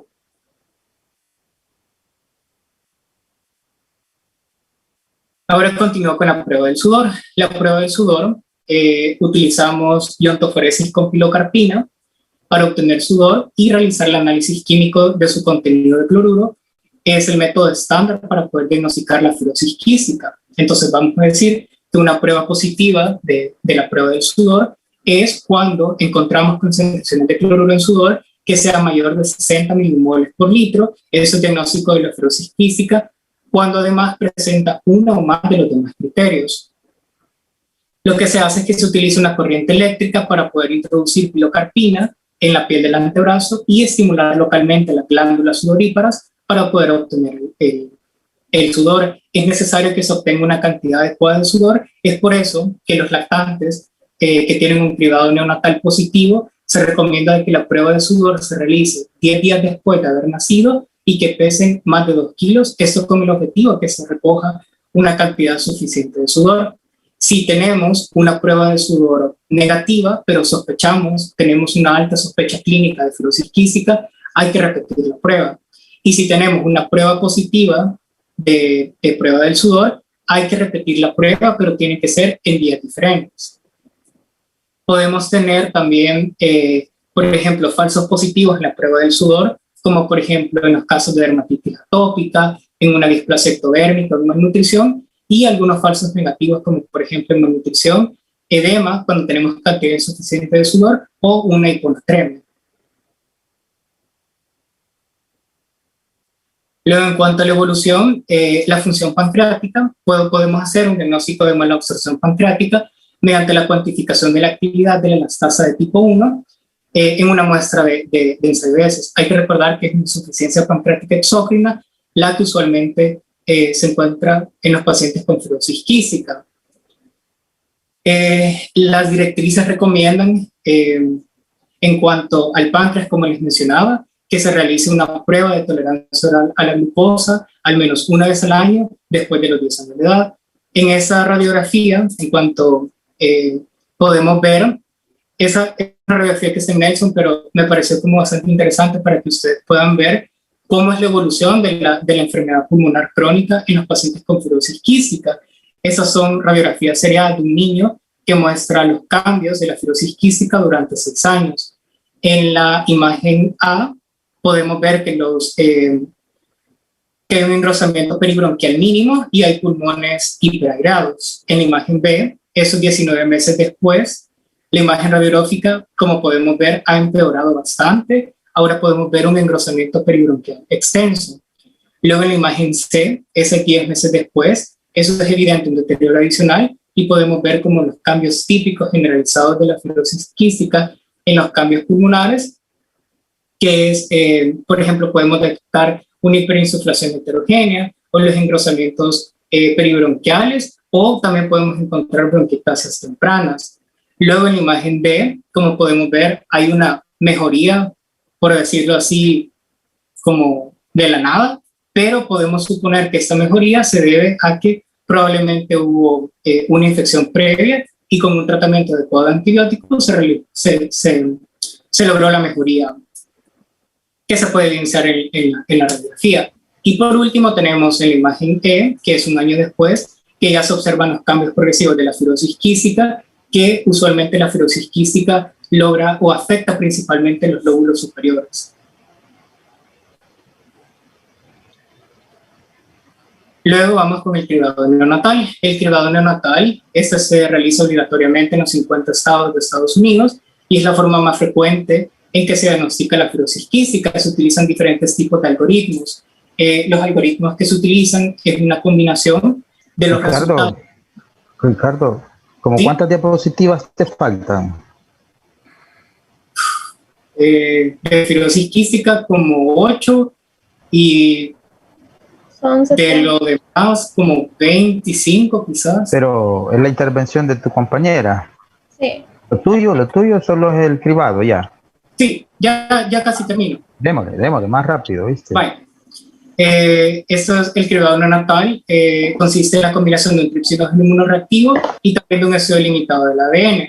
Pero estos cribados neonatales tienen ciertas limitaciones porque solo pueden detectar una variante patogénica. Por lo tanto, si se tiene un cribado neonatal, lo recomendable es siempre que se realice una prueba de sudor confirmatoria. Luego, con el tratamiento, tenemos tratamientos generalizados, que debe ser un diagnóstico, después del diagnóstico intensivo, necesita una evaluación inicial. Se recomienda que la evaluación sea 1 cada 3 meses. También se recomienda que se realice una radiografía de tórax con proyecciones posterior, anterior y lateral al menos una vez al año. Y tenemos algunos síntomas y signos que son sugestivos de exacerbaciones pulmonares, que son los que podemos ver en esa tabla. Luego, con la terapia pulmonar la podemos dividir en cuatro puntos. Tenemos la terapia inhalado. Primero se puede utilizar, en la terapia inhalada podemos utilizar ADN recombinante humana en una dosis de 2.5 miligramos, que eso lo que hace es que mejora la capacidad o la función pulmonar, y se recomienda que se utilice al menos 1 o 2 veces a la semana, aunque también podemos utilizar suelo salino hipertónico al 7% nebulizado de 2 a 4 veces al día, que aumenta la eliminación del moco y también reduce las exacerbaciones pulmonares. Luego, con el tratamiento de aclaramiento de la vía aérea, ese se recomienda al menos 2 a 4 veces al día, dependiendo. Se utilizan como chalecos que tienen una frecuencia oscilatoria positiva. Lo que se debe estimular es la tos, el jadeo y las respiraciones forzadas, como para poder retirar todas esas secreciones pegajosas que se acumulan en la vía aérea. Luego tenemos el tratamiento antibiótico. El tratamiento antibiótico es el pilar fundamental de la fibrosis quística. Está indicado en pacientes con fibrosis quística que tengan síntomas respiratorios o que tengan alteraciones radiológicas. Pueden ser tanto antibióticos orales, pueden ser antibióticos intravenosos y también hay antibióticos nebulizados. Los antibióticos nebulizados se utilizan sobre todo cuando se identifica microorganismo específicamente según aeruginosa. Es importante que en ese tipo de pacientes, en cada seguimiento que se le dé, se recoja una muestra de esputo o puede ser de exudado faríngeo inferior. Esto es como una maniobra de tos forzada. Y esto es para poder cultivarlo y tener la sensibilidad para saber qué tipo de antibiótico específico vamos a utilizar. Y por último tenemos los antiinflamatorios. Los antiinflamatorios, los corticoides, por ejemplo, los podemos utilizar en la aspergilosis broncopulmonar alérgica y el asma de los pacientes que presentan fibrosis quística y asma concomitantemente. Esa es una tabla de los antibióticos que se utilizan con su dosis, el número de dosis, pero siempre dirigido al tipo de microorganismo que encontramos en los cultivos. Y por último tenemos esos tratamientos moduladores del regulador de la conductancia transmembrana en la fibrosis quística. Esos son tratamientos nuevos, específicamente el ivacaftor, que es el que generalmente se utiliza, y ahí están las dosis y todo. Y por último, el pronóstico y las complicaciones. La fibrosis quística siempre va a reducir la esperanza de vida. Aproximadamente, según las tablas de vida, se considera que la esperanza de vida es un poco más de 40 años. Y se espera que a medida avancen los tratamientos, eso mejora. Y las complicaciones, que son las que anteriormente les mencionaba. Sí. ¿Hoy va? Yancy. Dele, doctora. Yancy. Buenas tardes, ahorita vamos a iniciar con la última parte del seminario y para comenzar le voy a hablar acerca de los trastornos metabólicos de la isoleucina, leucina, la valina y las acidemias orgánicas relacionadas.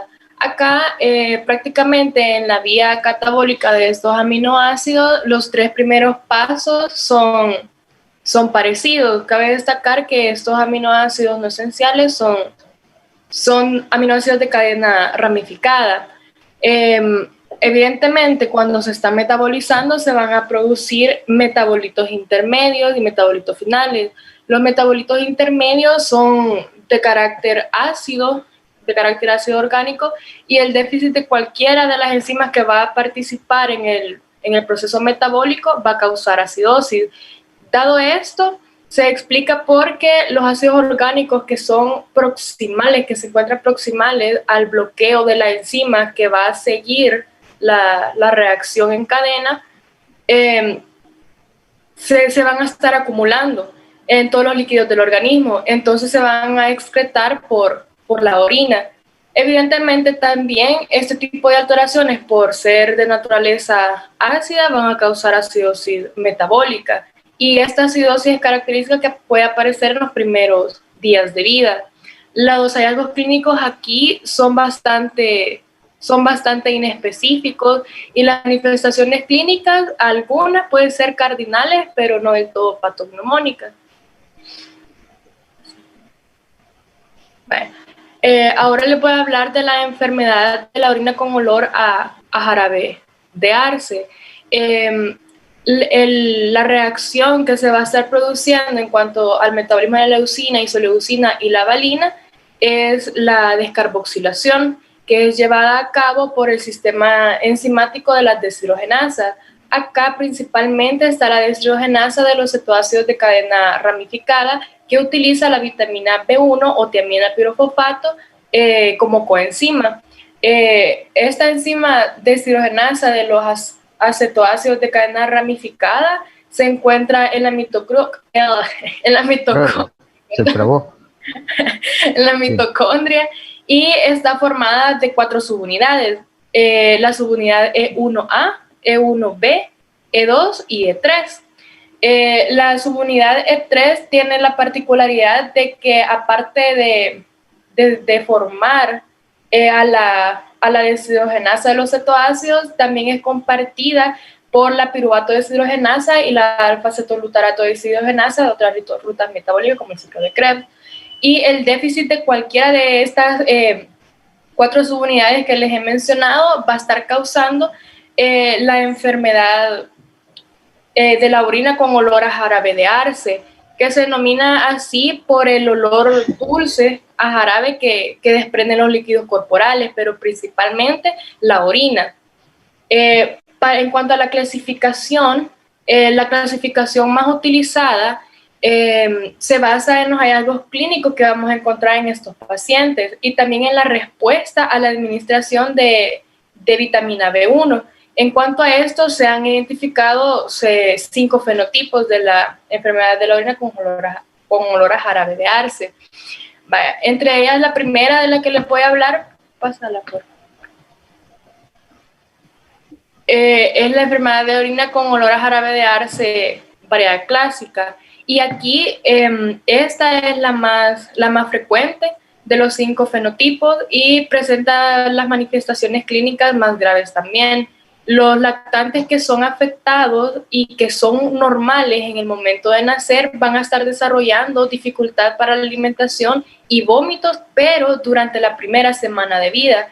Después de unos días, lo que van a presentar va a ser letargo y coma. En la exploración física vamos a ver que hay hipertonicidad y manifestación de rigidez muscular y puede aparecer también opistótonos grave. En los periodos de hipertonicidad van a estar alternados con periodos de relajación muscular y aquí vamos a ver movimientos de las extremidades. Cuando mueven las extremidades superiores son movimientos en boxeo o de boxeador y cuando mueven los miembros inferiores es de montar en bicicleta. En cuanto a los síntomas neurológicos que va a estar produciendo la enfermedad con jarabe de arce clásica, se pueden confundir con cuadros de sepsis y meningitis. Y acá vamos a estar viendo signos de edema cerebral y la mayoría de los lactantes va a tener convulsiones y también se presenta frecuentemente hipoglucemia, aunque aquí en esta enfermedad el hecho de que se corrija la hipoglucemia no quiere decir que va a mejorar clínicamente la evolución de la enfermedad. Aparte de la glucosa sérica, las pruebas complementarias sistemáticas realmente no suelen ser demasiado reveladoras y lo que sí va a ser bien marcado y característico es la acidosis metabólica que puede ser de grado variable. Y los pacientes que no se tratan pueden morir en las primeras semanas o en los primeros meses de vida, dependiendo del grado de acidosis que se presente. En cuanto al diagnóstico, vamos a tener una sospecha de diagnóstico por el peculiar olor a jarabe de arce que se nota en el cerumen, la orina y en el sudor. Acá se puede confirmar mediante el análisis de los aminoácidos que van a estar elevados. Las concentraciones plasmáticas van a estar elevadas. Aquí las elevaciones van a ser de leucina, de isoleucina y aloisoleucina. En cuanto a la alanina, esta va a estar disminuida. Y las cifras de leucina suele ser aún mayor en sangre que la de la valina y de la isoleucina. Vaya, en las pruebas de imagen del estado agudo de la enfermedad de la orina con olor a jarabe de arce clásica, nos pueden revelar edema cerebral, que va a ser más predominantemente en el área del cerebelo, en el tronco del encéfalo, en los pedúnculos cerebrales y en cápsula interna. En la recuperación del estado agudo y con el paso de los años, que generalmente puede tener un buen pronóstico, lo que se va a evidenciar en las pruebas de imagen va a ser una hipomielinización y atrofia cerebral. El tratamiento del estado agudo realmente va dirigido a corregir la deshidratación y a eliminar rápidamente los aminoácidos de cadena ramificada y de los metabolitos que se encuentran tanto en los líquidos como en los tejidos del organismo. Acá es bien importante saber que debido a que el aclaramiento renal de estas sustancias resultantes del metabolismo es escaso, la hidratación, o sea, el tratamiento de hidratación por sí sola no va a producir una mejoría rápida, una evolución favorable rápida en el paciente. Entonces, lo que se recomienda como tratamiento es la diálisis peritoneal, pero a veces se prefiere mejor la hemodiálisis, que son los tratamientos más eficaces en los lactantes que tienen un cuadro con enfermedad de jarabe de arce clásica grave, y se debe hacer lo más rápido posible. Al hacer la hemodiálisis o la diálisis peritoneal, como se está produciendo el aclaramiento, entonces lo que sucede es que a las 24 horas hay una notable mejoría clínica debido a que se han eliminado los metabolitos ácidos orgánicos de lo que son los líquidos y los tisulares también. Acá es importante tomar las concentraciones plasmáticas de la leucina, de la isoleucina y de la valina para ver la disminución de sus concentraciones. Y también es importante administrar las calorías y nutrientes suficientes, ya sea por vía endovenosa o por vía oral, si la tolera, también tan pronto como sea posible, porque se debe corregir el estado catabólico al que se está sometiendo el paciente con esta enfermedad. Y el edema cerebral, como todos ya sabemos, podemos utilizar el manitol, que es un diurético osmótico, o se puede utilizar un diurético de asa, como la furosemida, o simplemente solución salina hipertónica. En la enfermedad con olor a jarabe de arce leve intermedia, este es el segundo fenotipo, los niños afectados van a manifestar enfermedad leve después del periodo neonatal, y las manifestaciones clínicas ocurren de manera insidiosa y están limitadas a lo que es el sistema nervioso central. Estos pacientes van a tener una discapacidad leve o moderada que va a aparecer frecuentemente después de los 5 meses de edad, y esto se puede acompañar o no de lo que son convulsiones. También van a presentar el olor típico a jarabe de arce, y en la orina van a estar excretando pequeñas cantidades de aminoácidos de cadena ramificada, y también los derivados cetoácidos, que en la prueba de orina lo que se hace para evidenciar la presencia de estos cetoácidos es que se agrega una sustancia reductora, y las concentraciones plasmáticas de leucina, isoleucina y valina están aumentadas, pero de manera moderada, no están aumentadas exageradamente como en la enfermedad jarabe de arce clásica. Y acá también el lactato y el piruvato, las concentraciones del lactato y el piruvato van a ser normales, no están elevadas.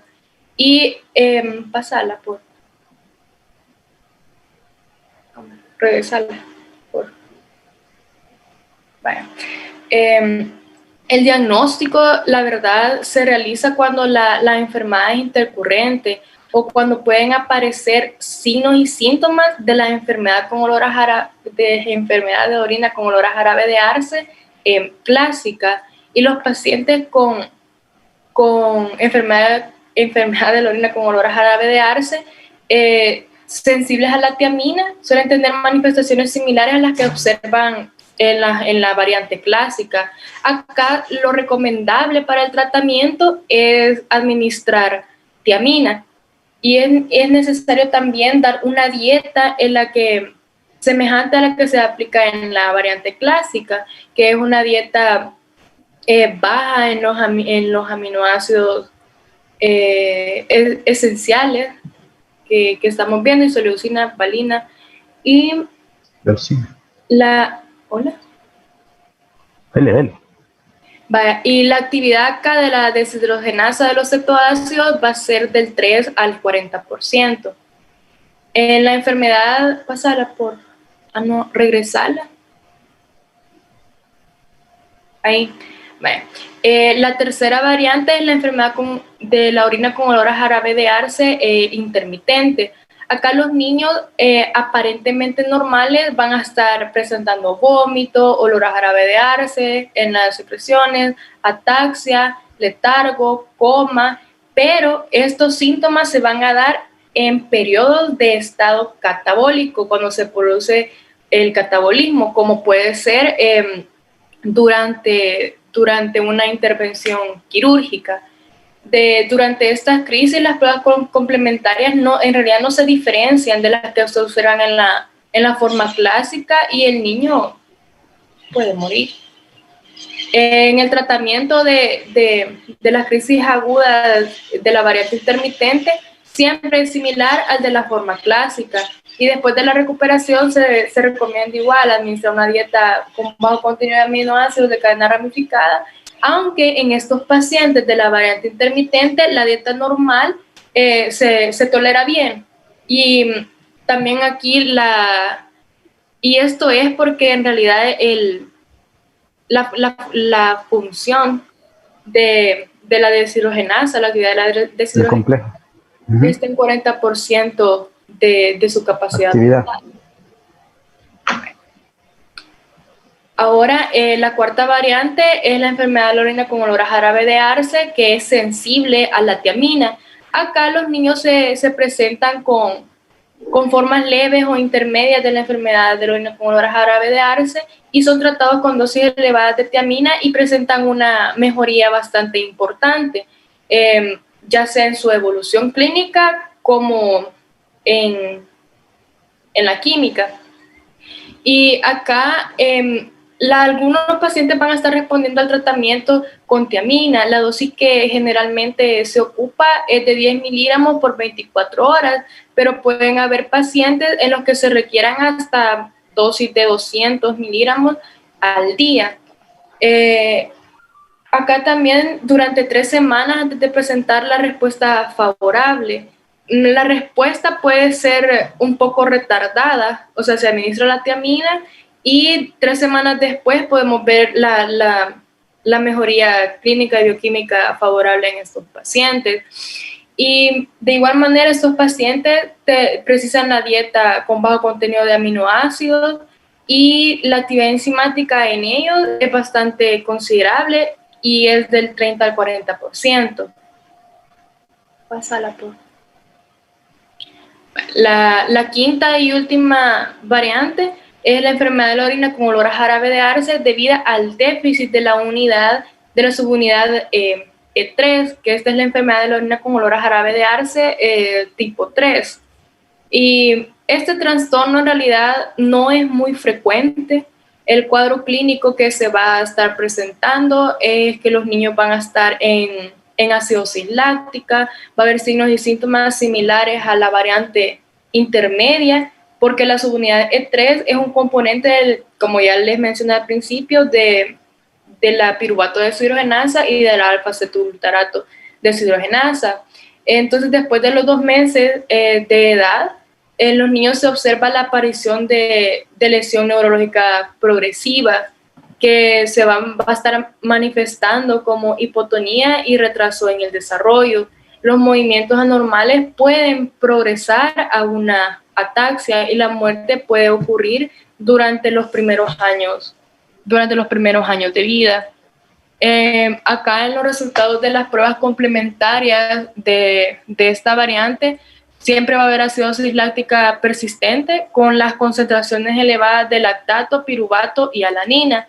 Y las concentraciones plasmáticas de los aminoácidos de cadena ramificada solo están moderadamente aumentadas, igual que la variante leve e intermedia. Los pacientes van a estar excretando en la orina grandes cantidades de lactato, de piruvato y de alfa-cetoglutarato, así como de los 3 cetoácidos de cadena ramificada anteriormente mencionados. Y es importante saber también de que en esta variante no hay tratamiento identificado. Pasar. En cuanto a la prevalencia de esta enfermedad, la mayoría, o sea, se estima que es en 1 de cada 185,000 nacidos vivos, y la forma clásica de la enfermedad en jarabe de arce es más prevalente en Estados Unidos, y se calcula que la prevalencia va a estar también siendo de 1 en 380 nacidos vivos. dependiendo de la ubicación geográfica, pero los datos son y todo de Estados Unidos. En cuanto a la genética de la enfermedad de la orina en realidad todas las formas de esta enfermedad van a estar siendo heredadas por carácter autosómico recesivo, y el gen de cada subunidad va a estar residiendo en distintos cromosomas, como son el cromosoma 19, el cromosoma 6, el 1 y el 7. En los pacientes con diferentes formas de la enfermedad se identifican muchas mutaciones distintas se han identificado más de 160 y que provocan la enfermedad. También es importante mencionar que la detección precoz de la enfermedad de la orina con olor a jarabe de arce es posible mediante los métodos de cribado neonatal, pero a pesar de esto, la mayoría de los casos, más que todos los pacientes que cursan con la forma clásica de la enfermedad, el niño puede encontrarse demasiado enfermo cuando se están recibiendo ya los resultados de las pruebas. Y también se puede hacer el diagnóstico prenatal. Aquí este se va a estar haciendo mediante análisis enzimático en los cultivos de amniocitos, vellosidades coriónicas, análisis directo de las vellosidades coriónicas y la identificación del gen mutado. Y en mujeres con diferentes formas de esta enfermedad también se han dado casos de que el embarazo cursa con normalidad sin que se hayan observado alteraciones entre sus hijos. Pasar ciclo de la urea. Vaya, ahora les voy a hablar acerca del ciclo de la urea y de la hiperamonemia. El catabolismo de los aminoácidos va a resultar siempre en la producción de amoníaco libre, que a concentraciones elevadas va a ser tóxico para el sistema nervioso central, por lo tanto debe eliminarse. El amoníaco se detoxifica a urea a través de una serie de reacciones conocidas como el ciclo de la urea, que ya lo voy a explicar más adelante, donde va a haber la participación de 6 enzimas. Estas son la carbamilfosfato sintetasa o CPS, la ornitina transcarbamilasa o TC, arginosulfato sintetasa ASS, arginosuccinata liasa, la ASL, la arginasa y una sexta enzima que es la N-acetilglutamato sintetasa. Y esta última va a estar sintetizando la síntesis de N-acetilglutamato, que es el activador o efector obligado a la carbamilfosfato sintetasa. Acá en las reacciones del ciclo de la urea se van a estar llevando a cabo 7 reacciones de origen mitocondrial. La primera de ellas es para la producción de carbamilfosfato por la mezcla de glutamato con amoníaco, dióxido de carbono y ATP. Esto viene desde la glicina con el benzoil-CoA a partir del benzoato. Cuando ya se tiene el carbamilfosfato, que es nuestra primera reacción, la segunda reacción va a ser la conversión de carbamilfosfato hacia lo que es citrulina. Y aquí quien lleva a cabo esta conversión es la OTC. En la tercera reacción, la citrulina se convierte en ácido arginino succínico. Y en la cuarta, el ácido argínico succínico puede tener dos caminos: conversión a arginina y también hay ácido fumarínico. Acá la arginina debe convertirse a ornitina y finalmente también en urea, que la urea en condiciones normales se va a estar excretando en la orina.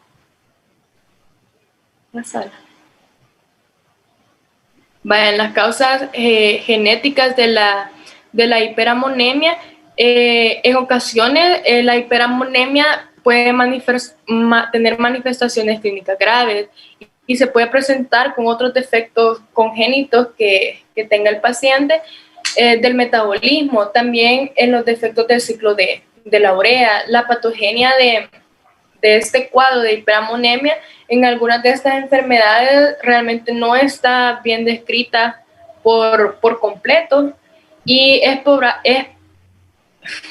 probable que la acumulación de un metabolito tóxico, que como en el tema que estamos viendo puede ser un ácido de origen orgánico, puede comprometer también lo que es el ciclo de la urea. Acá esta tabla son las causas genéticas de hiperamonemia y es de Nelson.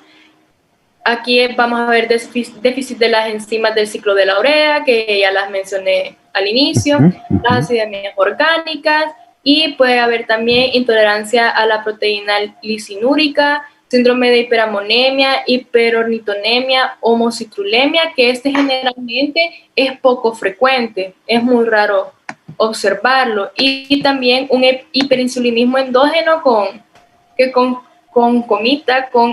hiperamonemia. Ajá. Pásala. No, ahí déjala, perdón. En las manifestaciones clínicas de la hiperamonemia, en el periodo neonatal, estos signos y síntomas van a estar relacionados a la disfunción cerebral y son similares, o sea, independientemente de la causa que esté generando el aumento de las concentraciones de amonio. El niño que está afectado con hiperamonemia en el momento del nacimiento es normal, pero se va a estar volviendo sintomático cuando se introduzcan proteínas en la dieta, como estamos diciendo que las proteínas derivan los aminoácidos y empieza el estado catabólico. También vamos a ver síntomas como que el niño rechace el alimento, que hay mucha emesis, hay presencia de taquipnea, letargo, y el letargo cuando el paciente ya está con este signo y síntoma, va a progresar de manera muy rápida hacia lo que es el coma. Aquí también suelen haber convulsiones, frecuentemente se presentan convulsiones y en la exploración física se va a poner de manifiesto lo que es la hepatomegalia y también obnubilación. En la elevación de la presión intracraneal puede manifestarse por un abultamiento de la fontanela y la dilatación pupilar. Clínicamente, la elevación de la presión intracraneana podemos evaluarla a través de la triada de Cushing, que es taquicardia con hipotensión más taquipnea.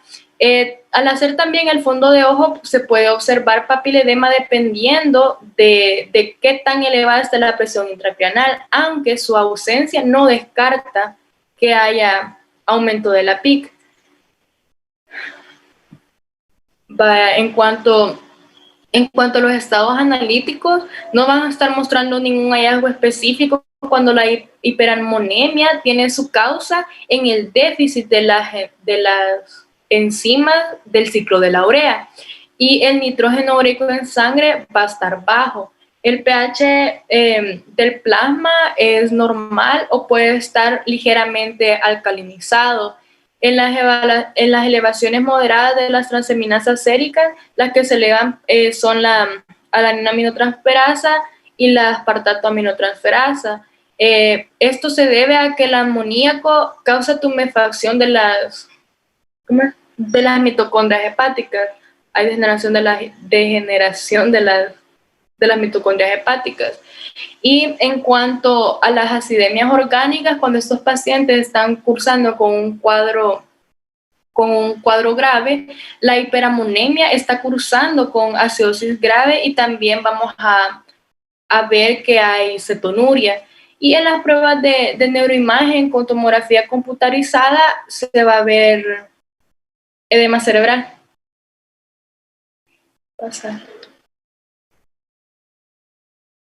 En cuanto al tratamiento de la hiperamonemia aguda, las secuelas neurológicas graves son probables en los recién nacidos que tienen una concentración sérica de amoníaco mayor o igual a 300 milimoles por litro.